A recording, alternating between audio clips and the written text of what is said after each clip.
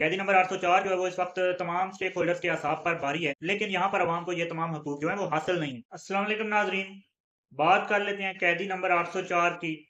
कैदी नंबर 804 जो है वो इस वक्त तमाम स्टेक होल्डर्स के असाब पर भारी है और कैदी नंबर 804 की मकबूलियत जो है वो दिन ब दिन बढ़ती जा रही है।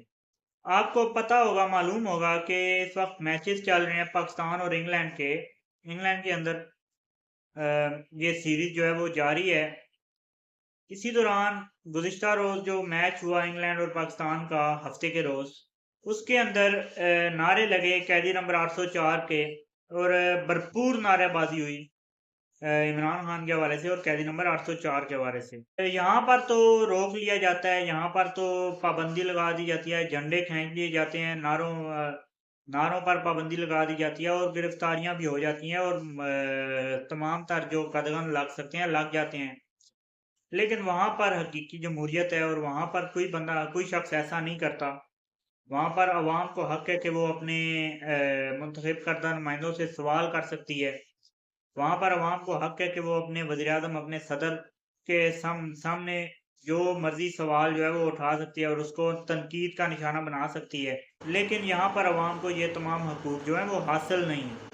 कैदी नंबर 804 इस वक्त पाकिस्तानी सियासत का वो हकीकत है जिसे जुटलाया नहीं जा सकता।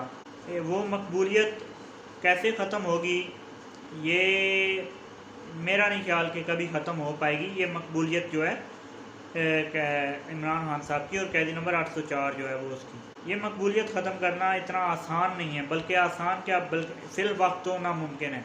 हाँ, इस मकबूलियत को ख़त्म करने का या इस मकबूलियत को कम करने का एक हल है कि अवाम को कुछ ऐसा दिखाया जाए जो अवाम देखना चाहती है।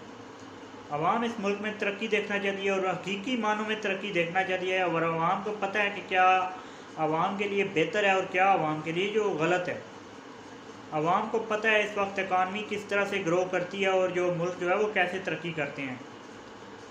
अगर अवाम इन छोटी मोटी शोबदेबाजियों से मुतासर हो जाती तो ये जो मेट्रो बसें और मेट्रो ट्रेन और जो मोटरवेज और ये सब कुछ बनी है, आज उनकी मकबूलियत जो है वो पीटीआई से ज़्यादा होती आवाम के अंदर। लेकिन अफसोस कि ऐसा नहीं है। ये सबसे बड़ा साइन है कि अवाम जो है इस वक्त मुल्क में क्या देखना चाहती है।